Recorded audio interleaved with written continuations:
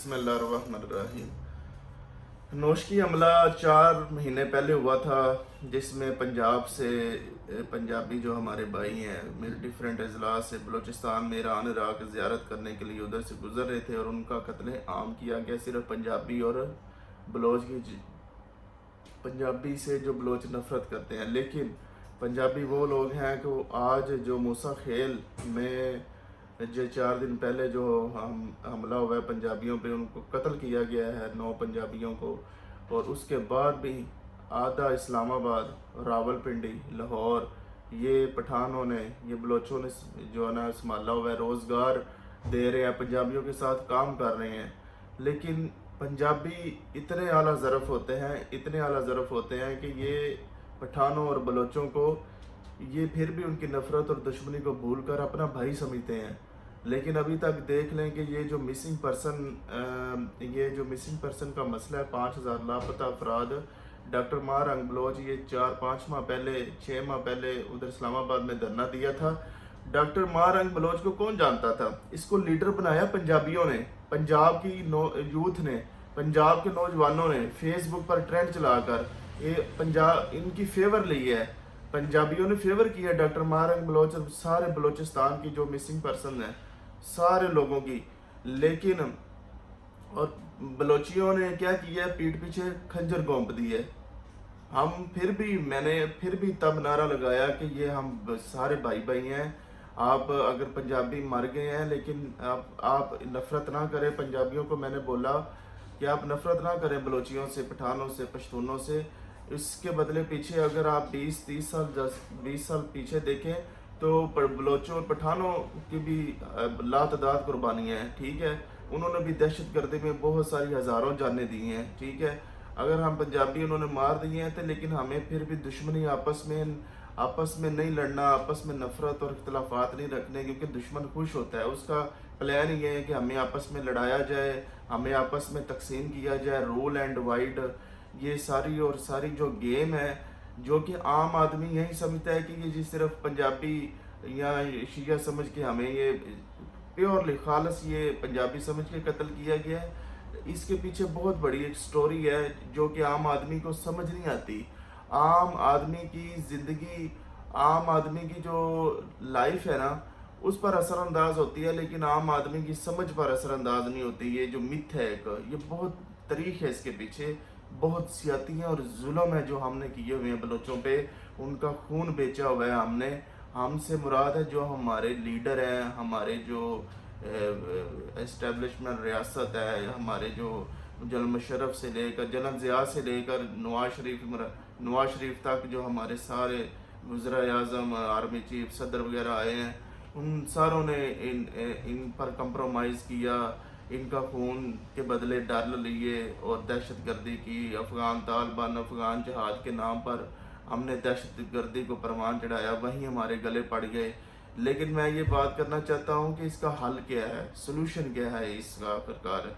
ये जो BLA Balochistan liberation army, हालांकि ये डॉक्टर मारंग बलोच के वालिद जो हैं वो BLA के एक सरकर्दा वो जो है वो एक कमांडर थे। मेरे ख्याल से अभी भी शायद उनके वालिद फौत हो गए हैं, या BLA में मेरे ख्याल फौत हो गए हैं, हाँ जी।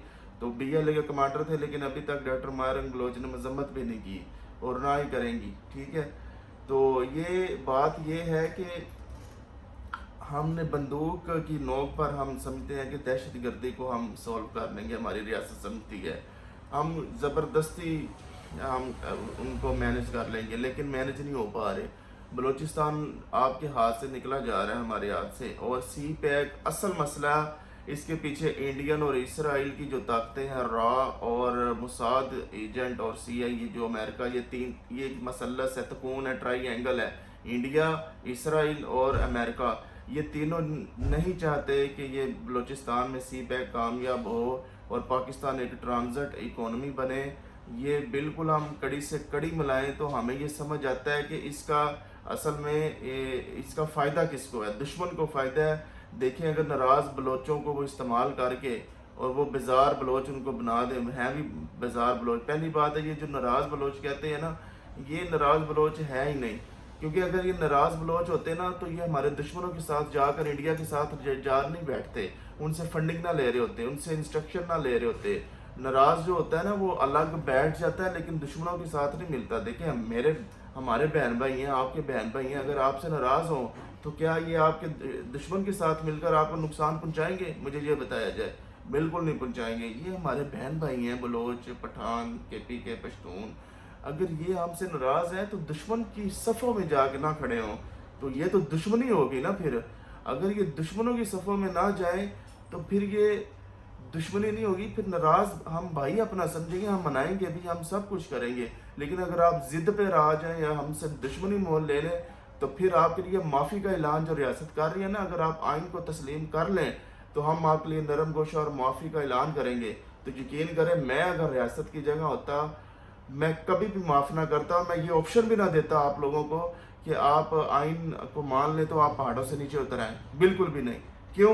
کیونکہ آپ ہمارے دشمنوں سے، میرے دشمنوں سے ملے ہوئے ہیں، آپ میرے دشمنوں سے پیسے لے کر ہم میرے پہ اٹیک کرتے ہو، اور میں کبھی معاف نہیں کروں گا۔ اگر میں ریاست فیصلہ کر لیں ان دہشت گردوں کے خاتمے کے لیے تو یہ ریاست ختم کر سکتی ہے، لیکن ختم کر لے تو یہ دہشت گردی ختم ہو جائے گی۔ جب دہشت گردی ختم ہو جائے گی تو پھر میں وہ باتیں نہیں کرنا چاہتا۔ پھر وہ فنڈنگ سسٹم اور جو فنڈنگ سے بڑھ کر اپنی جو ویلیو ہے، اپنا جو معاشرے میں ایک مقام ہے ایک ریاست کا، ایک ہماری خاص ایک ڈپارٹمنٹ، ایک خاص ادارے کا ایک ویلیو ہے، جب خوف ہی ختم ہو جائے گا، خوف کی فضا ختم ہو جائے گی، پھر سیل کس کو کریں گے؟ بیچیں گے کس کو؟ ایک خوف ہی تو ہے جس کو ہم بیچتے ہیں۔ پولیس جو ہے وہ ڈاکوؤں کو پرمان چڑھاتی، جیسے کچے کے ڈاکوؤں کو پولیس نے ہتھیار دے دے کر، فنڈنگ دے دے کر، سپورٹ کر کر کے جو ہے نا آرمی ٹائپ کے ان کو پولیس نے ہتھیار دیے ہیں، گرنیڈ دیے ہے، اینٹی ایئر کرافٹ گن دی ہے، راکٹ لانچر دیے ہیں، اور طرح طرح کا ہائی لیول کا، سپیریئر لیول کا جو ہے وہ جنگی ان کو اسلحہ دیا ہے۔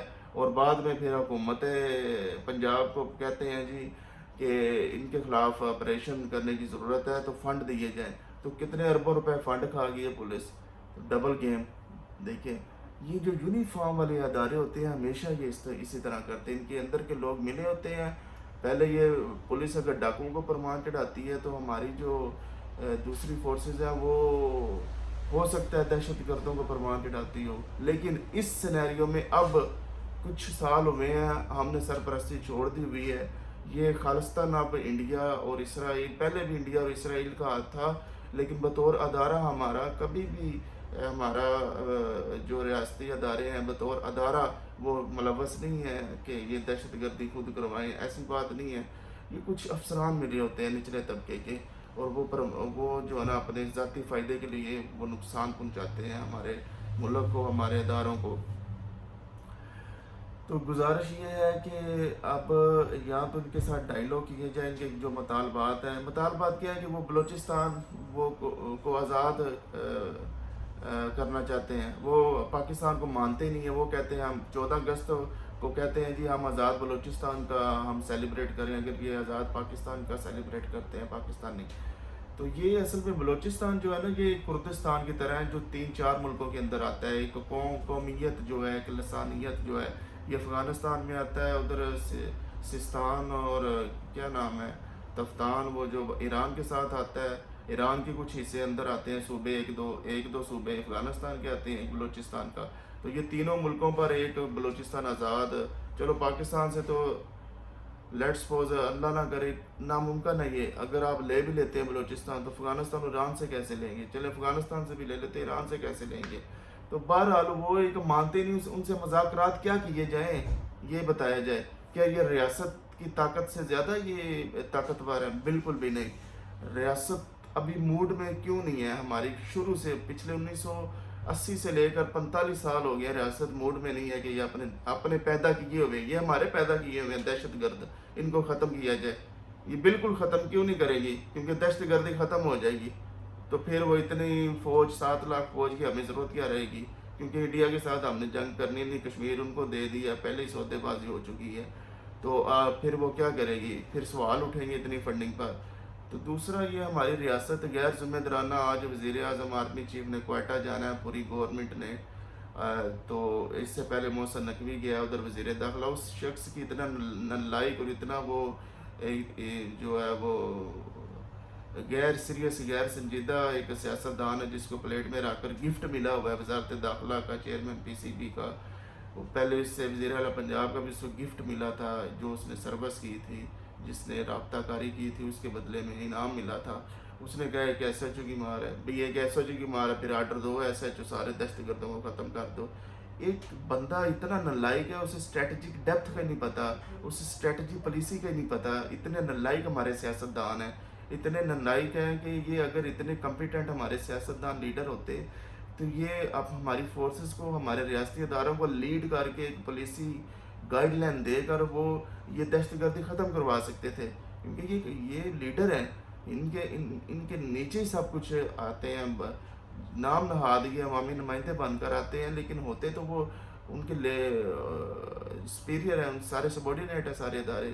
لیکن یہ کیا ہے کہ یہ خود ریکمنڈیشن پر عمل کرتے ہیں، خود ان کو کچھ پتہ نہیں ہوتا. جیسے ادارے کہتے ہیں، ادارے چھوڑیں یہ نیچے سیکٹری جو عام سویڈین اداروں کے کہتے ہیں وہ پالیسیاں بناتے ہیں، سب کچھ کرتے ہیں. جی یہ کہتے ہیں جی صرف اس طرح ہو جائے، اس طرح ہو جائے. یہ بالکل ایک ریاست کی ناکامی ہے.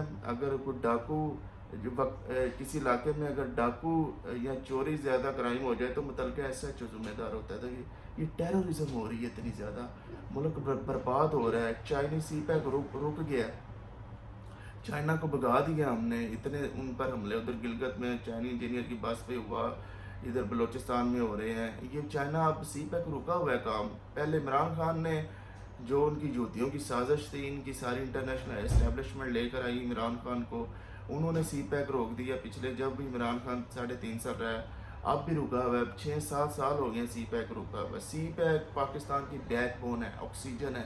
اگر یہ چلتا ہے تو پاکستان اوپر اٹھے گا، ورنہ یہ پاکستان دیوالیہ ہے پچھلے 3-4-5 سالوں میں سے. کیونکہ یہ ہمارے ریزرو میں 5-6 ارب ڈالر ہیں، وہ بھی ان کے عرب ملکوں کے، یو اے ای کے، سعودیہ کے، چائنا کی رول اوور کر دیا، ادھر سے پکڑ کر ادھر کر دیا. تو ملک تو ڈیفالٹ ہے، ملک کے پلے کچھ ہے ہی نہیں. اور ٹیکس حکومت کی کمائی ہے نہیں، کیونکہ یہ کرپشن کرتے ہیں سارے. یہ نو league peoples party P T I, اور ٹیکس کو دینے کو تیار نہیں. وہ کہتے ہیں ہمیں ان پر اعتبار نہیں ہے، یہ سارے لوٹ مار پہلے اربوں ڈالر کھا گئے ہمارے ٹیکس، ہم کیوں دیں. اور واقعی یہ ہے ہی نہیں اب ٹیکس تاجروں کے پاس، اور ان کے پاس وہ کہاں سے دیں. تو یہ ملک کی بہت خوفناک گمبھیر صورتحال بن گئی ہے. سیول وار، اندرونی خانہ جنگی بن گئی ہے. ادھر سے یوٹیلٹی سٹور والے، ادھر سے پی ڈبلیو ڈی والے ملازم، 1000 ملازم، اور پی ڈبلیو ڈی ڈال کے 15-20 ہزار ادھر دھرنا دیا ہوا ڈی چوک. یہ کیا ہے پاکستان؟ یہ احتجاج اور دھرنا، مارا ماری، نفسا نفسی، یہ کلچر بن چکا ہے ہمارے پاکستان کا. اور ہم بدترین قوم بن چکی ہیں اس لحاظ سے. دیکھیں اللہ تعالیٰ دعائیں تو کرنی چاہیے، لیکن ہمیں اٹھ کھڑا ہونا ہوگا، فیصلہ کرنا ہوگا. مجھے اجازت ہے، اللہ نے کے بعد.